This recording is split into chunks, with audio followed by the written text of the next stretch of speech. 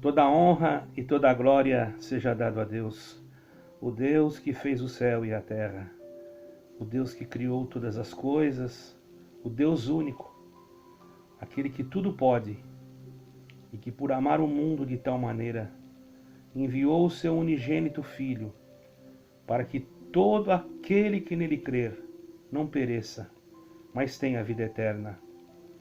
Então, nesta manhã, Deus me faz meditar, irmãos, no grande amor que o Senhor Jesus, que o nosso eterno Deus, teve por nós.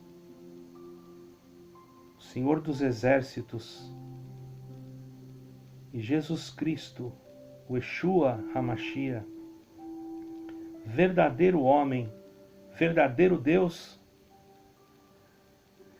E Deus me faz lembrar aqui de um capítulo, irmãos, onde está em 24 de Lucas, o Evangelho de Lucas, onde eles estavam caminhando, dois discípulos, a caminho de Maús, e ao encontrarem um viajante, não sabendo eles que era o Senhor, aquele viajante se aproximou deles e começou a conversar com eles. E no versículo 17, aquele viajante que eles não sabiam que era o próprio Senhor, disse para eles, versículo 17 de 24 de Lucas, e eles disse: que palavras são estas que caminhando trocais entre vós? E por que estáis tristes? E respondeu um cujo nome era Cleopas, e disse-lhe: és tu só peregrino em Jerusalém, e não sabes as coisas que nela têm sucedido nesses dias? E ele lhes perguntou: quais? E eles lhe disseram: as que dizem respeito a Jesus Nazareno, que foi varão profeta, poderoso em obras e palavras, diante de Deus e de todo o povo. E todos os príncipes dos sacerdotes e todos os príncipes o entregaram à condenação de morte e o crucificaram. E nós esperávamos que fosse ele o que remisse Israel, mas agora sobre tudo isso é já hoje o terceiro dia desde que estas coisas aconteceram. É verdade que também algumas mulheres dentre nós nos maravilharam, as quais de madrugada foram ao sepulcro, e não achando o seu corpo, voltaram dizendo que também tinham visto uma visão de anjos, a quem dizem que ele vive. E alguns dos que estavam conosco foram ao sepulcro, e acharam ver assim como as mulheres haviam dito, porém eles não ouviram. E ele lhes disse: ó nécios e tardos de coração, para crer tudo o que os profetas disseram? Porventura não convinha que o Cristo padecesse essas coisas e entrasse na sua glória? E começando por Moisés e por todos os profetas, explicava-lhes o que dele se achava em todas as Escrituras. Chegando à aldeia para onde iam, ele fez com que ia para mais longe, e eles os constrangeram, dizendo: fica conosco, porque já é tarde, e já declinou o dia. E entrou para ficar com eles. E aconteceu que, estando com eles à mesa, tomando o pão, o abençoou, e partiu e lhe deu. Abriram-se então os olhos, e conheceram, e ele desapareceu-lhes. E disseram um para o outro: porventura não ardia em nós o nosso coração, quando pelo caminho nos falava, quando nos abria as Escrituras? E na mesma hora, levantando-se, tornaram para Jerusalém, e acharam congregados 11, e os que estavam com eles, os quais diziam: ressuscitou verdadeiramente o Senhor, e já apareceu a Simão. E eles lhe contaram o que lhes acontecera no caminho, e como deles foi conhecido no partir do pão. No partir do pão, nós conseguimos conhecer o Senhor. Quando o Senhor parte o pão, nós sabemos que é Ele. Às vezes vamos em algum lugar para querer alimentar a nossa alma e percebemos que na hora de partir o pão, que é a palavra, simboliza a palavra, o homem muitas das vezes coloca sua mão humana, fazendo com que, irmãos, aqueles que estão ouvindo, percebem, os deixam perceber que existe ali, irmãos, algo que não está em conformidade com a palavra de Deus. E o que é estar em conformidade com a palavra de Deus? É ter temor, ter amor, ter misericórdia, ter doutrina também, mas não uma doutrina que mata, que extirpa, que joga fora, mas uma doutrina que corrige, que retrata, que faz com que a alma que está em caminhos tortuosos, ao lembrar do sofrimento da cruz, do sangue que por ela foi vertido, consegue se regenerar, a não ser que não seja filho da salvação. Porque se for filho da salvação, diz na própria palavra de Deus que a árvore que o Pai plantou, ninguém arrancará. Então vejamos como nós recebemos aqueles que nos procuram. Quais são as palavras que saem da nossa boca? Como nós devemos proceder para que o pecado não se manifeste nos lugares santos? Quais as formas que devemos agir para que a heresia não entre dentro de determinados lugares e nem tampouco dentro do nosso coração? Porque ele vive. E por ele viver, eu posso dizer que posso crer no amanhã. Um amanhã de alegria. Um amanhã de ressurreição. E pode ser a qualquer momento. Quando nós falamos no amanhã, não quer dizer no sol que nasce no Oriente e depois vai para o Ocidente. Mas como falamos no amanhã, falamos no próprio Jesus Cristo, o nosso amanhã, a nossa luz verdadeira que veio para iluminar o homem que estava nas trevas e que por não conhecer e não entender o que é a verdadeira luz, se deixou levar por heresias, e hoje vemos tantas, sendo que a verdadeira salvação, ela só encontra-se na pessoa de nosso Senhor Jesus Cristo. Hoje os homens comercializam, muitos deles, não estou citando nomes, a fé. Outros se autodenominam donos da verdade, com absolutismos, com aparências de piedade, demonstrando às vezes, através dos seus atos, que aquilo que eles falam, eles não cumprem. Falar, qualquer um pode falar. O papagaio, ele não fala, mas ele imita. Mas aquele que tem Jesus Cristo, ele não tem espírito de papagaio. Ele fala aquilo que está escrito. Pode até repetir aquilo que está escrito, porque a palavra de Deus se renova a cada manhã. E na renovação da palavra há uma renovação no espírito, na vida, na alma, na integridade, na postura, no gesto, no olhar, na forma de tratar os outros. Até aquele que muitas das vezes nós achamos que não tem mais jeito. Nunca devemos lançá-lo fora, mandar procurar outro lugar. Porque Pedro, quando o Senhor Jesus falou para eles, vocês não estão contentes aqui? Vocês podem ir embora também, já que os outros estão indo. E muitos se apegam a esta palavra e acham-se no direito de tomar o lugar do Senhor Jesus e poder falar as mesmas coisas. Tem coisas que o Senhor Jesus falava que nós não podemos falar, irmãos. Por exemplo, ele disse: eu sou a luz do mundo. Como é que eu vou dizer que eu sou a luz do mundo?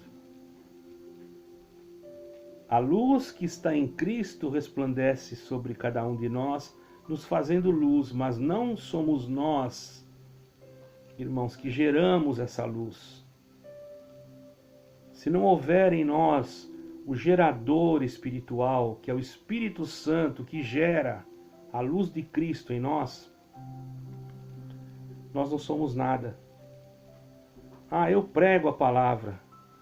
Se o Espírito Santo não estiver interagindo na nossa pregação, por mais que conheçamos, por mais que entendamos, por mais que estudamos, se não houver uma interação do Espírito de Deus, é lógico que é muito importante estudar, é muito importante ler, conhecer, compreender o que está falando, para não falar coisas que não são corretas.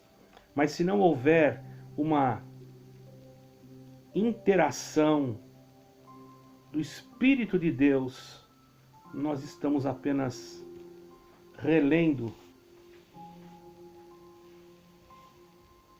A leitura é muito boa, mas se nós ficarmos somente na letra, nós não conseguimos ferir, não ferir no sentido de machucar, mas ferir o pecado que está na alma. O pecado, ele teme a palavra inspirada por Deus. Vejamos que quando alguém foi expulsar um espírito contrário, ele foi em nome de Jesus expulsar aquele espírito. E o espírito falou com ele e disse: Jesus eu conheço, tal apóstolo eu também conheço, mas você, o que é? E quem é? Os irmãos estão entendendo? Estava sem a autorização de Deus. Sem a autorização de Deus, irmãos, o homem, ele não consegue nada.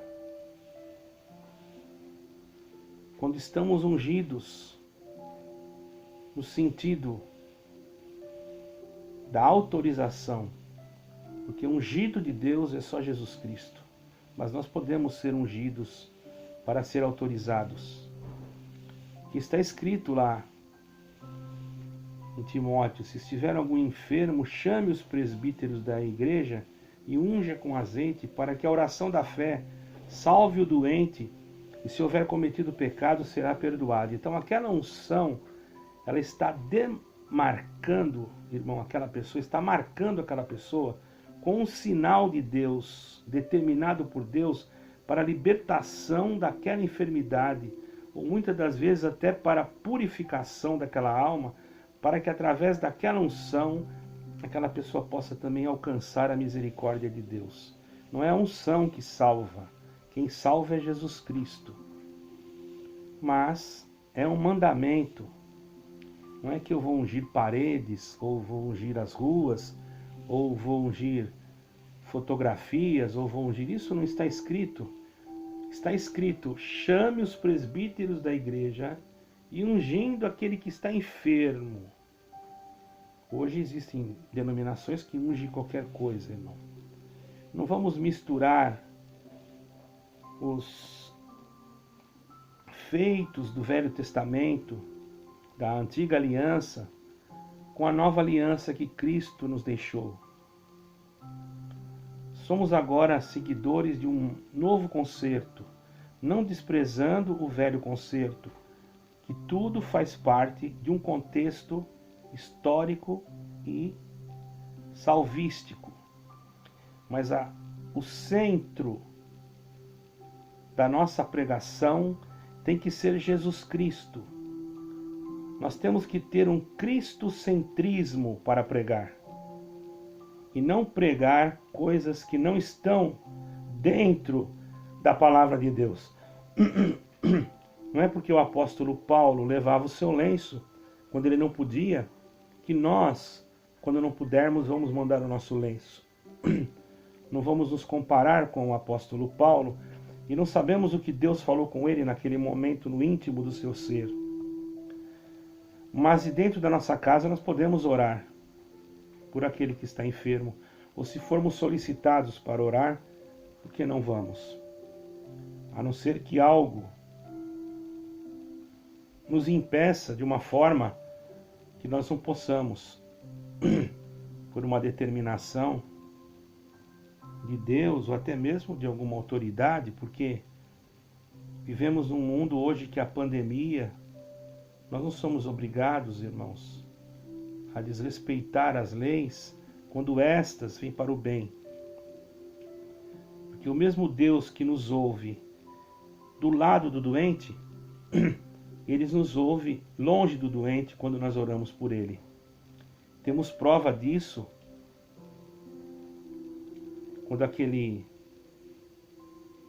homem da lei, uma autoridade, foi procurar o Senhor Jesus e o seu servo estava enfermo.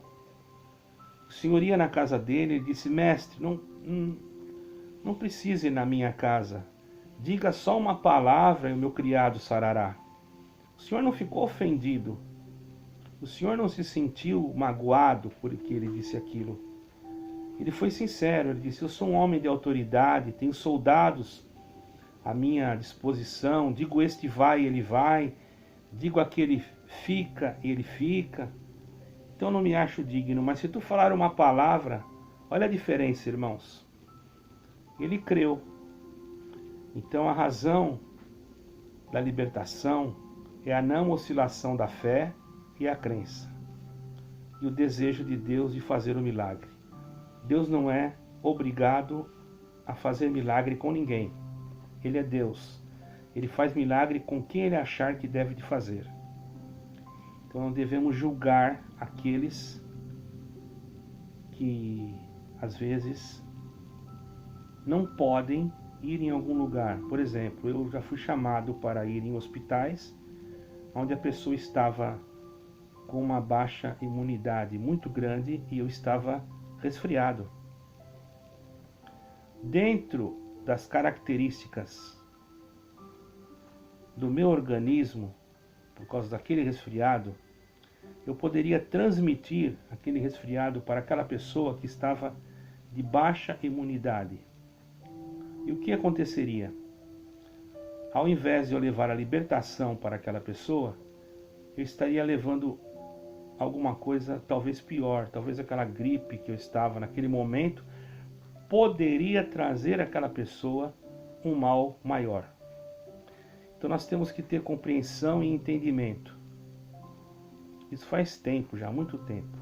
Orei pela pessoa, graças a Deus, Deus a libertou e não precisou aparecer o meu nome, porque o nosso nome não precisa aparecer em nada, irmãos.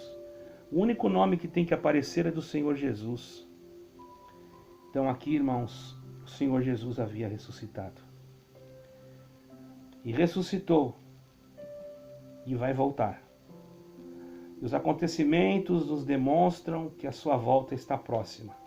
E você? Já obedeceu à voz do seu Senhor, do Senhor Jesus? Já creu na sua palavra? Já o aceitou como seu Salvador? Já buscou um recurso para a salvação da tua alma? Se você não creu ainda, entre no teu quarto, dobre o teu joelho e peça ao Senhor que tome posse do teu coração. Entregue a tua vida a Ele e Ele cuidará de ti. E assim que você fizer isso, você vai notar uma diferença. Aí no meu batismo, Deus tomará um caminho. Porque todo aquele que crer, você primeiro precisa crer e for batizado. Se você crer hoje, deixar da idolatria, da promiscuidade, do pecado, procurar se aplicar na leitura das Escrituras, você já está crendo em Jesus Cristo. Não num Jesus Cristo feito pelas mãos humanas, mas num Jesus Cristo vivo. Aquele que vive que nós podemos crer no amanhã. Aquele que não fará nós temer, porque não haverá temor. Esse Jesus Cristo já estará com você. E na oportunidade Ele preparará o teu batismo. Primeiro entregue-se a Ele. Não está escrito assim: aquele que for batizado e crer será salvo. Está escrito: aquele que crer e for batizado. Então, a primeira coisa, você tem que crer. Se você crer de todo o teu coração, se despojar de toda a idolatria, de todo o pecado que muitas das vezes te condena, e crer em Jesus Cristo como teu Salvador pessoal, Ele vai preparar o teu batismo. Qualquer coisa, pode também deixar o seu comentário a respeito do que pudermos ajudar no sentido espiritual, porque somos pobres. O canal de evangelismo, irmão Raul Simões. Prego Jesus Cristo para a salvação da tua alma. Não citei nomes de igrejas, porque hoje a minha igreja é Jesus Cristo. Ele é a graça. Ele é a porta da graça. Ele disse: eu sou a porta, e aquele que entrar por mim encontrará pastos verdejantes e águas tranquilas. E você, irmão, irmã, que não está podendo ir no culto, porque não tem culto, não congrega, porque não pode congregar, reúne você, sua família, na sua casa, seus filhos, seus amigos, claro, com prudência, para não trazer nenhum prejuízo e alguém venha ainda trazer alguma denúncia, porque as casas não podem ficar muito lotadas, mas se reúna, cante, ore, busque a Deus, profetize a palavra de Deus, continue servindo a Deus, faça da tua casa uma casa de oração. Você não precisa de grandes templos, nem de homens arrogantes que se dizem dono da salvação, porque você já tem um que se chama Jesus Cristo, e foi Ele que morreu na cruz por você, e Ele vive, e você também pode crer no amanhã. Deus seja louvado, e toda a honra e toda a glória seja dada a Deus, e que esta santa palavra seja gravada no teu coração e no profundo da tua alma. Amém e amém.